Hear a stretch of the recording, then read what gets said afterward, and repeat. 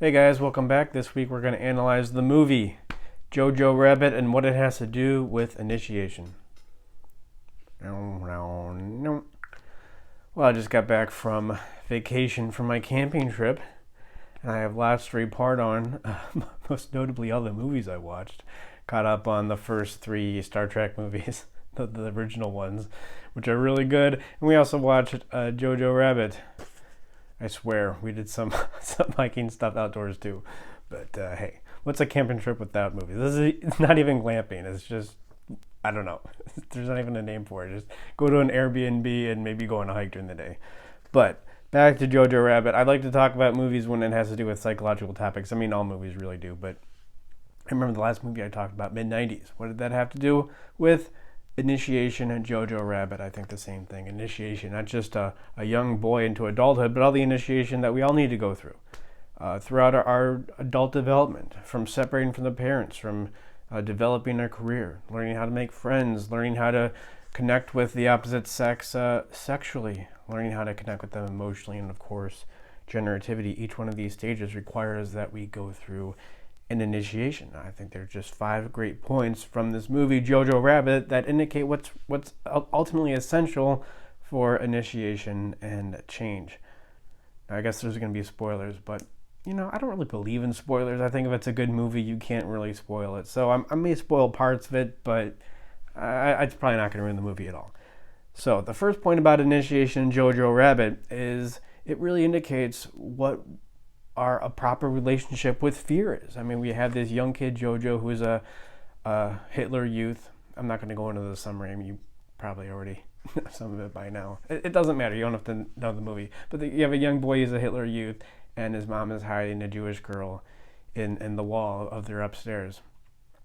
And so this Jew, of course, represents fear to this Hitler youth. And at first he's afraid of the fear. He wants to run away. I think even when they first introduce Elsa, that they have her have like ghost light, like exorcist kind of qualities, indicating his reaction to this thing that he ultimately fears the most. And throughout the movie, he slowly develops a relationship with it. But understand what Jojo's doing here is he's not doing like the Sam Harris meditation mindfulness way of dealing with fear. He is creating a better relationship with fear. He's not recognizing it and then watching it go away. He's creating a better relationship with it, understanding that it's really not that scary at all once he gets to know it better, right? He's inviting it in. He's having a party with it. He may be even falling in love with it. We'll get to it. Not the next point. But that really indicates a proper relationship with anxiety that completely disabuses the entire mindfulness, top-down, CBT, positive psychology, what the political hegemony, academic hegemony, how it deals with fear. In the current climate. And then the second point about initiation is there's no father. Right? Jojo's father is presumably out fighting the resistance. He's probably dead. I mean, we don't really know. And so he has to create his own father. He has to create his own father in the quite hilarious version of Hitler. In his own imagination, he creates this imaginary friend in Hitler. And isn't it interesting how when young boys need to create their own father, often becomes the shadow projection of a father, becomes the dark father. If there's a dark mother, there's also a dark father. The father that brainwashes you, that fills you up with things that really aren't that good, that, what's Hitler doing? He's blaming Jews, he's blaming everybody else for the problems of Germany. It's not really Jews, it's, right, it's other issues going on. So he's filling Jojo up with these bad ideas. And, that's just what young men go through. Not just young men who lose their father, but I think we all experience some kind of separation from the father, even if he's there physically. We feel some kind of separation, like who is this guy psychologically? We go out and create our own fathers.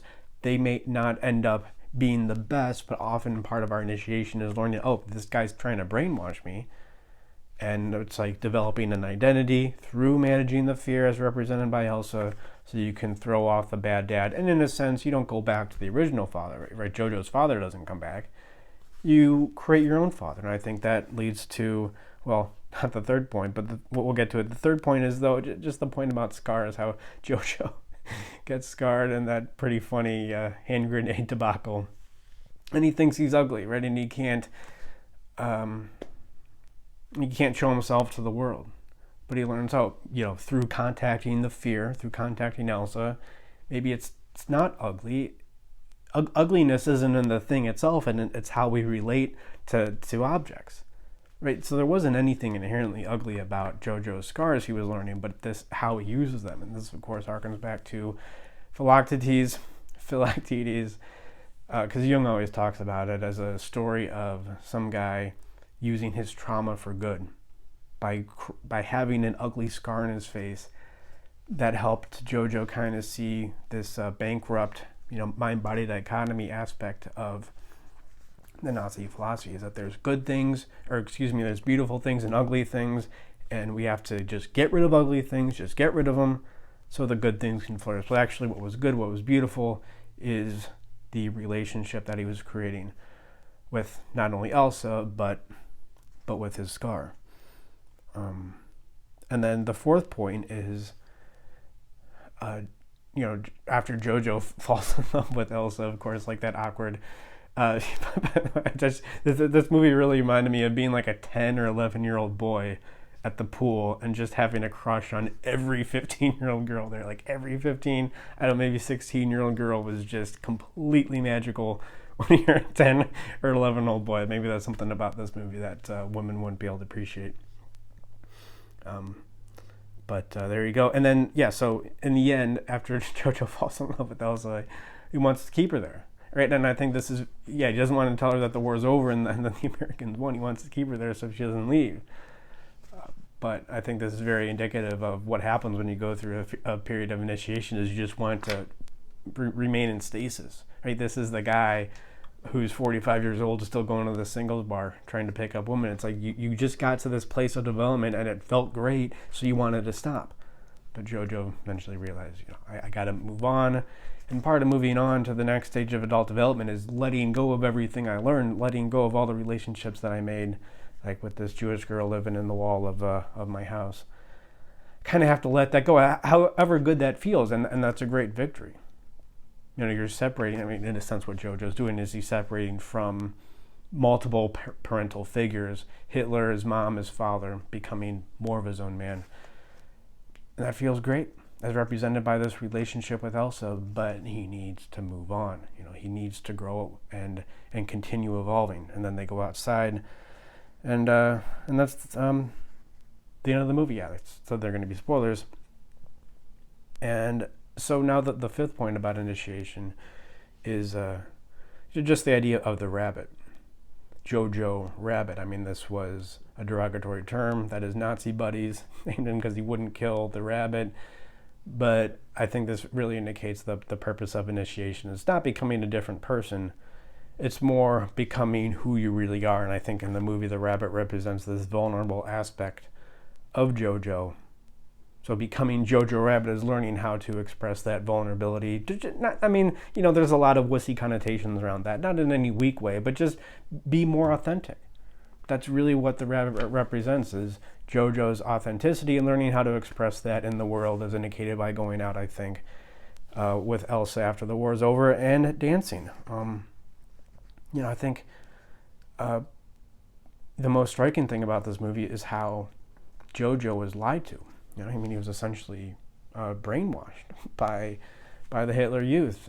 And I just think it's a good indication of what we all need to go through in initiation. People, especially young men, they make a big deal. I think they have a lot of resentment, maybe self-pity, walking around with their back of their hand firmly pressed to their forehead. A great feeling to have. It really feels good. Debilitating, but it can still feel good. And a lot of young men go around with this complex of, we're just lied to by society, by culture. It's like, well, we're all lied to. This is Jojo Rabbit. This is every story of initiation. You're always lied to. And in the process of becoming your own man, you really need to decipher between fact and fiction. This isn't something that we're going through now, whether it's wokeism or red pill. It's something we've always been going through. Maybe the only thing different now is we think that it's different, and I'll leave it there. Great way to go through initiation, of course, is to learn how to process your emotions so you can relate with things in a better way, like fear. you can't initiate yourself into the next stage of your adult development without creating a better relationship with fear.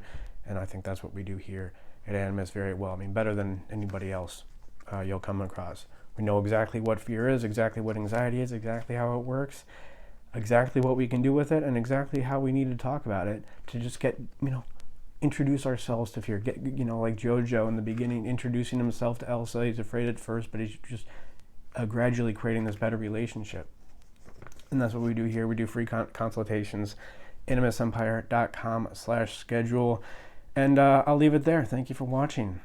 Like and subscribe. Tell one friend, and always remember that you're always going to be stuck at your current stage of development until you can face what you cannot face and accept what you cannot accept.